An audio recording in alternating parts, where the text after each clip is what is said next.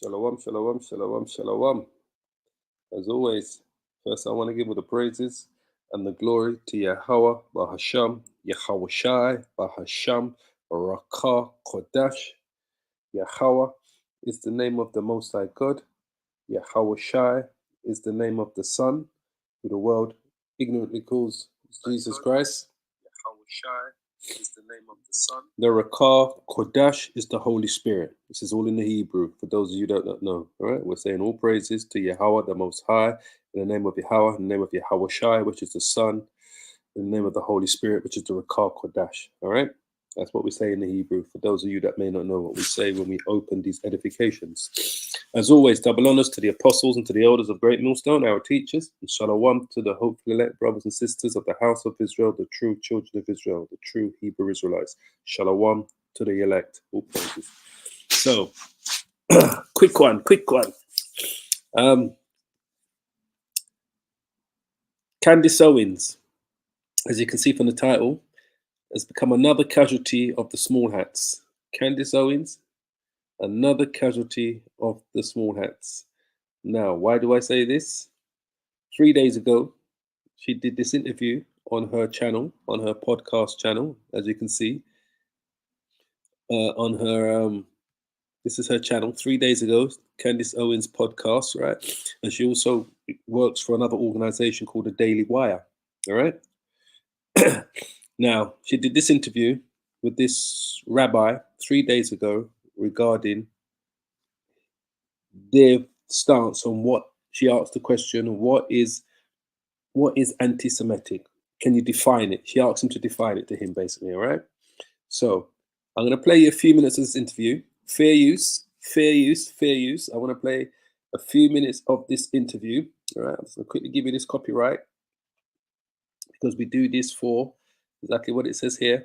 Copyrights, disclaimer, for criticism, comments, news reporting, teachings, scholarships, research. Fair use is permitted by the copyright statute that might otherwise be infringing non-profit educational, blah, blah, blah, blah, blah. All right? So fair use. So let's just play a few minutes of this interview, and then I'm going to show you what happened after this. 3 days.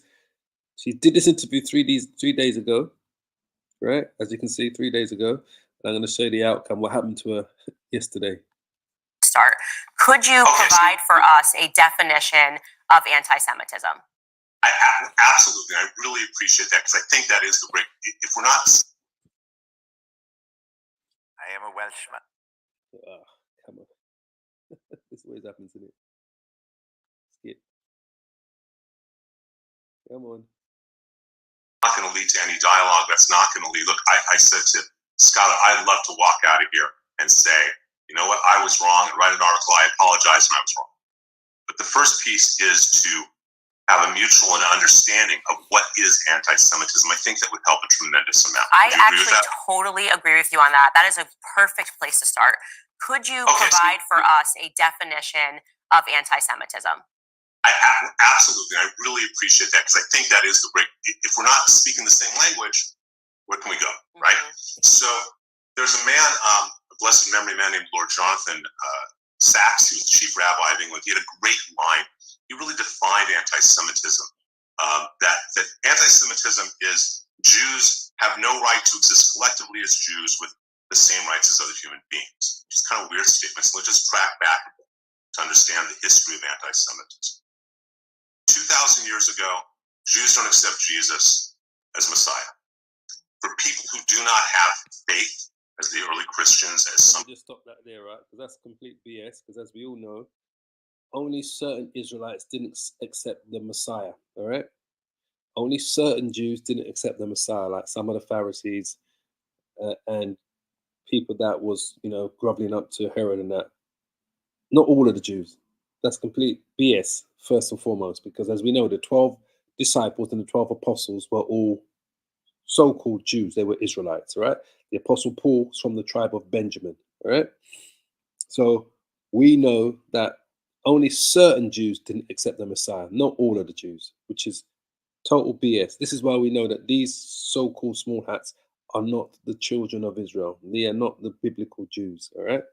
So let me just play on. Listen to what he says. Have faith, some that accept Jesus, but they don't really in their heart. And you and I both know people like Rob McCoy who accepts it fully in their heart. And other people who are doing it without faith. And they're those who have less faith. The fact that a Jew exists, let alone thrives, is a threat to their faith. Because how can the Jew not accept Jesus as God and still thrive? Unless he's associated with the devil. So you start having these myths that are created of the Jew being identified with the opposite of God. This really codifies in 1144 Norwich, England, what's called the Blood Bible. This is really important to understand, especially today in 2024. In 1144, a young boy is killed, and the local priest says that's because the Jews need to make their matzah with Christian blood. It's called the bloodline. It's blame the problems of other people on the Jew. It's just so you know that's so ridiculous, not only just on its face, but we're forbidden from even having meat that has any blood in it. This is a Torah law. You can't have, that's why, we can't have steak tartare. Okay? So this gets perpetuated in combination with a 4th century, what's called the Vulgate. I'm sorry, did you say in 1140 this happened? 1144 in Norwich, England. Okay. This is after in the 4th century, you have something called the Vulgate. The Vulgate is the official translation of the Bible. In Hebrew, there's no vowels. And the person who translates, St. Jerome, who translates the Vulgate, knows what he's doing is translating wrong. He puts down that when Moses comes down from Mount Sinai, he has horns. Okay, Karen, when actually the word was Karan, meaning that light shone from his head. So now, by 1144, you have the anti-Semitic myth of Jews have horns and they drink blood. And I know people who've been asked when they went into the army and other places, can I see your horns? So this still exists today in 2024 throughout America. And I don't mean just in little rural areas. It exists today, these myths. That Vulgate Bible is the official Catholic Bible all the way through the 1970s. So you need to understand that that's a piece of it, okay? That they're equated with this kind of hate. Because it's about Jews not having the right to exist collectively, when they live in their little communities in the Middle Ages, anti-Semitism is a hate against their religion. By the time you get to the 18th and 20th centuries, when so many Jews have assimilated, they are in culture, they are in arts, they're in science, it's no longer against them for their religion, it's against them for their race. This anti-Semitism is the oldest hate in the world, and the hate that mutates. In 1948, because remember it says Lord Sachs. Oh, I just want to pause it. You said it's a hate that mutates. Correct. So your belief then is that the definition of anti-Semitism can necessarily change. Is that correct? It's not just my belief. It is the commonly accepted understanding in both the Jewish and academic worlds. Okay. This isn't, okay? As I said, that's why I quoted, this is a quote. It's a great thing from Lord Sachs, Jonathan Sachs. It's a great thing from Nihilecka. This is just accepted as the understanding of, I call it anthropologists. So I would just say off the bat, I do not accept that definitions can just mutate. That is something that I could debate that on, like the definition of a woman. I mean, and I'm saying not just about Jewish people. I think that we have to have a concrete definition to work with, because then you can just update and say, actually, I've changed that, and now this is what constitutes anti-Semitism. And this is what they do, you see. And she caught him out there. And this is you can see what happened to her after this. She caught him out there. This is what these devils do. They come and they lie, and they, just like she say, every few years they change the definition of so-called anti-Semitism, because the actual word is Shemitic, not Semitic, Shem, S-H-E-M, not S-E-M. But they change the definition of anti-Semitism to try to keep on catching people. They keep widening the net, basically, the fishing net, to see how many people they can catch in their fishing net. So she's caught him out there. She caught him out there when she said that to him. But listen to his response. Candace, that is the horror of anti-Semitism. So what you are saying to me is that anti-Semitism is this and does not change. What I am saying to you is that the entire world and scholars about anti-Semitism recognize that it is a unique hate. That if you define it as that Jews should not be able to exist collectively, okay, as a collective, they shouldn't have that right. That changes from the Middle Ages with religion, the 18th through 20th centuries about race, and then after Israel's created, it's a hatred based on the nation. Did you hear what he said? After Israel's created. So even the devil knows that the state of Israel was created. Even the devil himself knows that himself. He said, after Israel was created. Listen to him again. He says, after Israel was created, right? Listen again. Okay, as a collective, they shouldn't have that right. That changes from the Middle Ages with religion, the 18th through 20th centuries about race, and then after Israel's created, it's a hatred based on the nation. And until that is understood, that it is, this isn't something that's really questioned about among academics, theologians, Jewish scholars. I'm not presenting it. This is why I thought I'm so optimistic about a dialogue. But I think part of it is you view that the hate can't mutate. And what I'm trying to tell you is that we have 2,000 years of history that demonstrate the exact opposite. So, and I'm gonna just push back just gently here.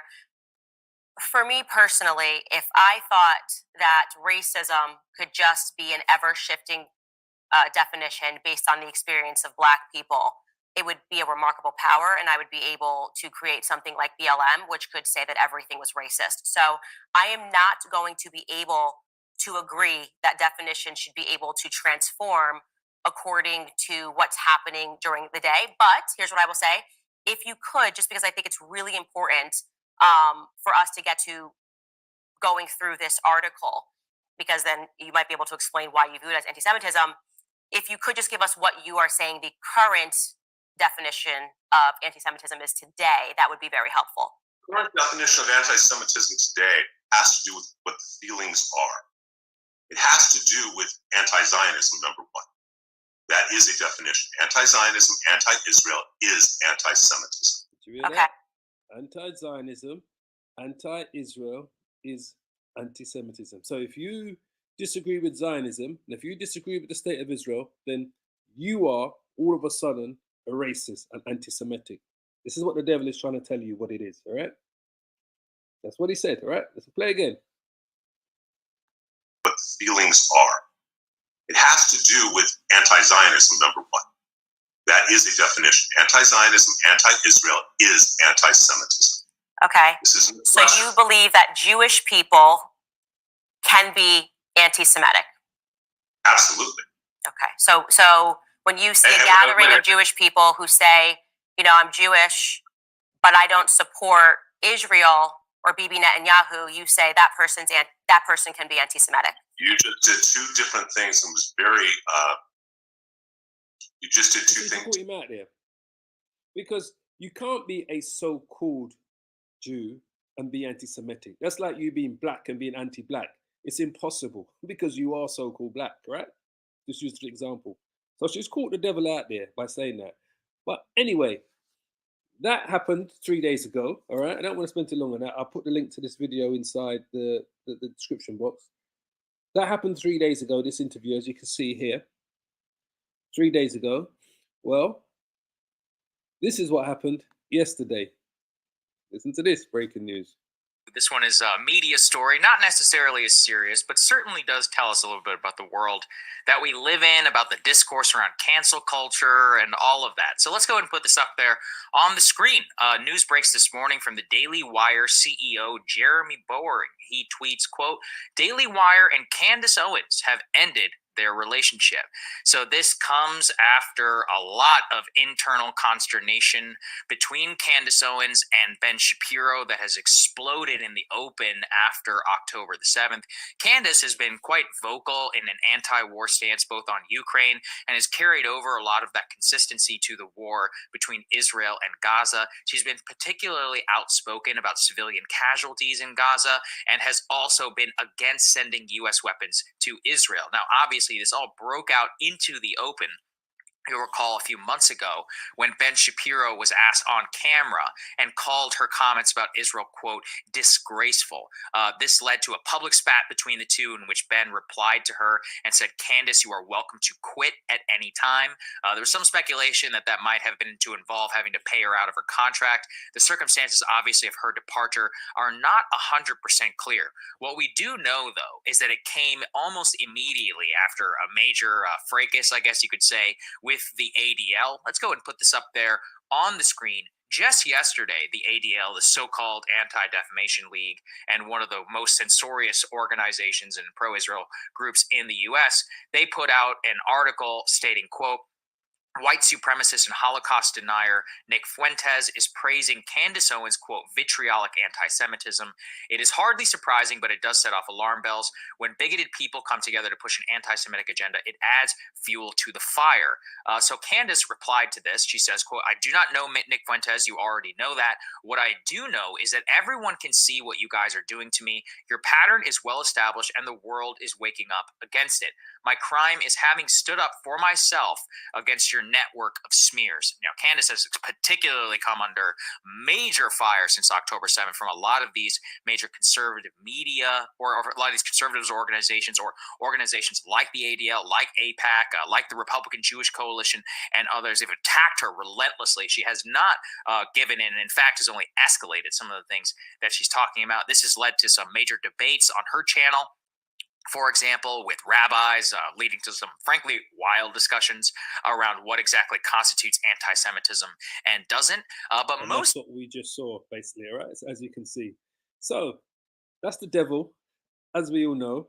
He's just reporting on what's happened to her, basically. So I'm just bringing it to you. Yeah, you know, let me just bring out one scripture here, boy. I'm going to do another video in later on today.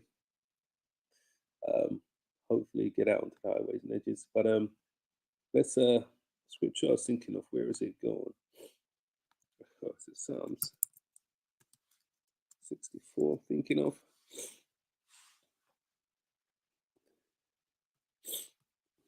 Because that's who they are. Psalm 64 verse 2. Hide me from the secret counsel of the wicked, from the insurrections of workers of iniquity. That's what these small hats are. They are the secret counsel of the wicked, and they're working in consensus together, right? These Edomites. Anything you say about these small hats, anything you say about the state of Israel, anything you say about them is going to be considered anti-Sem. Anything, just so you understand. All right? You can't even have legitimate conversations with them, disagreeing with their points of view. You do that, you're considered an anti-Sem. And just like what that devil said, he said, anti-Sem evolves over the years. It changes from here to there, from one country to another. It changes its meaning, its definition. It's a net that they just cast out there to catch anyone in it. That's exactly what it is. It's a net, all right? Who whet their tongues like a sword and bend their bows to shoot their arrows, even bitter words. That they may shoot in secret at the perfect. Suddenly do they shoot at him and fear not. They encourage themselves in an evil matter. They commune of laying sneers privily. And that's what it is. It's a sneer laid by these devils. They say, who shall see them? They search out iniquities. They accomplish a diligent search, both of their inward thought of every one of them, and the heart, which is the mind, is deep. And that's basically what they do. They lay snares for you with this so-called anti-Sem term and what it means and what you can say and what you can't do. They are truly clamping down on everyone, because you think Candace Owens is very conservative, very outspoken. She's an Israelite. She's married to an Edomite. He may not be an Edomite when all is said and done, but he is an Edomite on appearance. He's a so-called white man she's married to, Candace Owens, but she is an Israelite herself. She's very outspoken, but she has found out herself now, because she's very outspoken on the conservative side as well. And those are the people, the same conservatives who she was outspoken for, the same people that came for her ultimately. That's the devil for you. They're the same people that came for her. So I'll bring out a few of these, because it's a sneer. Let's just type in the word sneers. See what comes out. Bring out a few, because that's a sneer.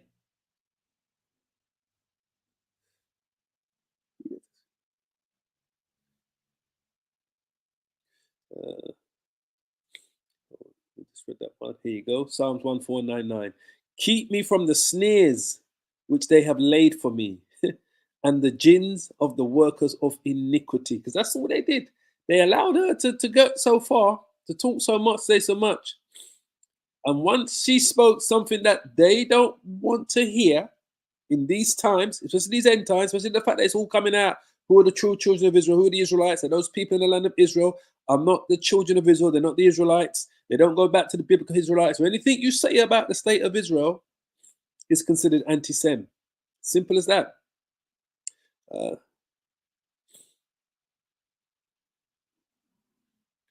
see a bit more here.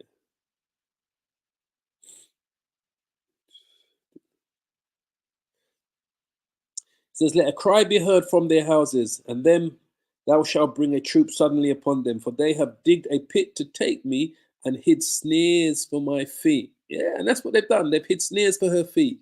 It's as simple as that. Where is it? Okay, yeah, that's what they've done. They've laid snares for her. They've laid a snare for her. So now she's caught in the net. Now she's caught in the same net that she used to cast out. She would cast out that net as well. All right, but now they've caught her in the same net. Psalms.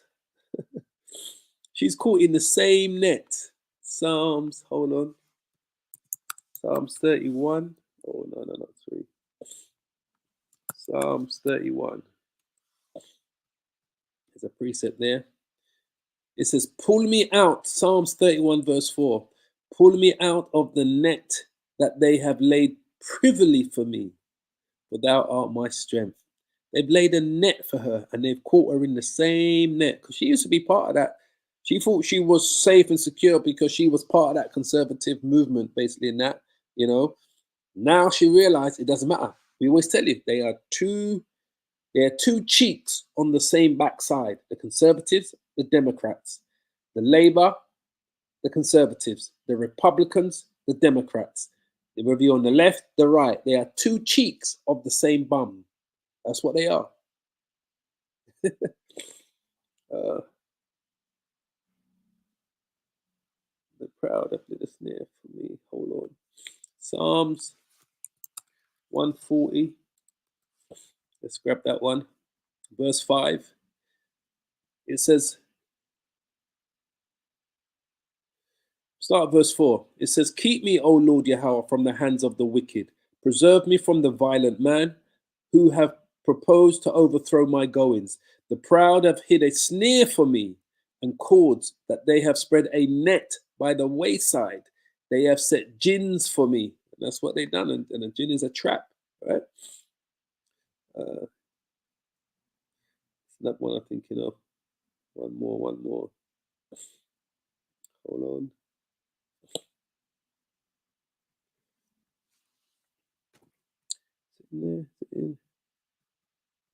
Where is it? 1 second, family. One more I'm thinking of.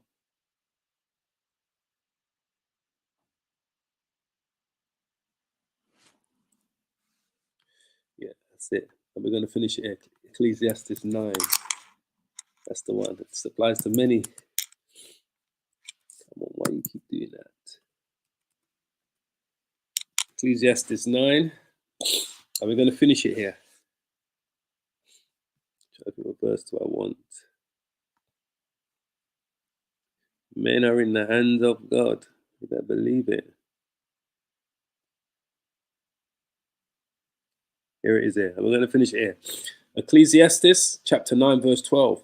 For man also knoweth not his time, as the fishes that are taken in an evil net, as the birds that are caught in the snare.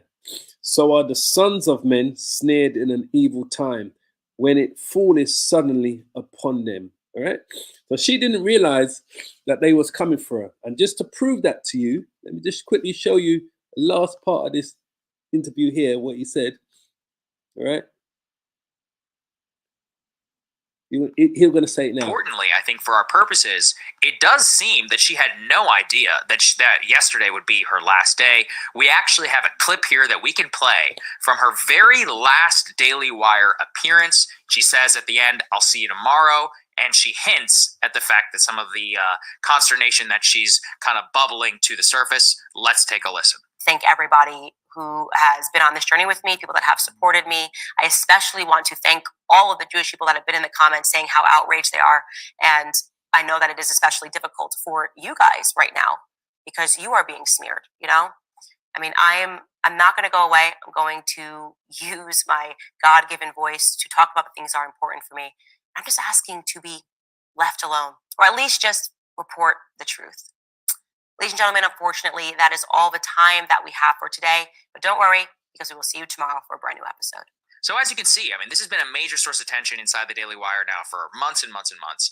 And I think, look, what can we learn about this? I mean, first and foremost, it's a little bit hilarious, right? That this is what led to the departure over at the Daily Wire. Like Candace, look, whether you like her or not, she said a lot of things. She said a lot of controversial. She actually just did a whole segment about Brigitte Macron perhaps being a male. I haven't watched it. I haven't looked into it, just to be clear. So I don't know the merits or whatever that. But my point is that all of that was fine. And that never kicked up a hornet's nest. It was only when she started critiquing Israeli war strategy in Gaza and talking about civilian casualties did all of this come to the surface, and frankly saying what I think are principled and more, or at the very least, principled within her framework of looking at war at Ukraine and at Israel, adopting an America First strategy. It was only that, clinging to that, which led to basically the breakup between her and this major company. And I think that we can learn quite a bit from that. I mean, there's so much to say, right? First of all, the ADL. I mean, Ben Shapiro himself has gone after the ADL. I've seen innumerable Daily Wire segments about the ADL, Censorious, and all that. And yet they're, parting ways with her immediately after the ADL, incorrectly, by the way, guilt by association smears her. It says, so-and-so is praising so-and-so. So you can't control that. If you want to attack somebody, then attack what they specifically said. They're using guilt by association. Now, we don't know, again, what the exact thing that led to the breakage between them. But that's what they do, guilt by association. That's how the devil works. And that's it. She didn't know. That was her last show she did yesterday. She didn't know. And just like scripture says there, for man also knoweth not his time. She didn't know that her time was up, right? As the fishes that are taken in an evil net, and as the birds that are caught in the snare, so are the sons of men snared in an evil time when it falleth suddenly upon them. All right? So she didn't know. I mean, this is basically talking about death, dying, when it's lights out, when you become brown bread. But we can apply the same, that she didn't know that was her last day yesterday, basically. And that's because, like I said, after she did this interview here with this small hat here boy 3 days ago, ADL came for her, and that was it. Lights out, Candace Owens. So anyway, I'm going to finish it there. I just kind of wanted to just bring that up, speak a little bit on that. I'm going to come up with we're going to go on the videos later on today. Tonight is the Passover. As you know, this evening is the Passover. Sunset to sunset tomorrow, and then 7 days of unleavened bread.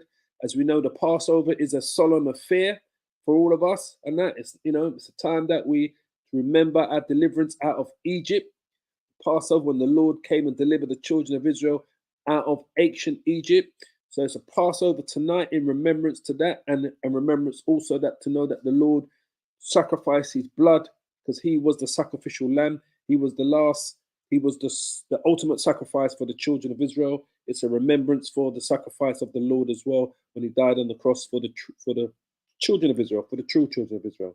So I hope you guys are prepared to do the Passover tonight. Those of you that are partaking in it, I say it's a solemn affair, day of prayer, a day of thinking on the Lord, reminding ourselves of Yahushua sacrifices, and reminding ourselves, even of the things that we are going to have to sacrifice going forward. But it's ultimately to remembrance of Yahushua sacrifice on the cross and the deliverance of the children of Israel out of ancient Egypt.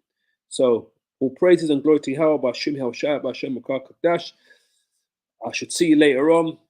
Shalom, shalom, shalom. All praises, family, all praises.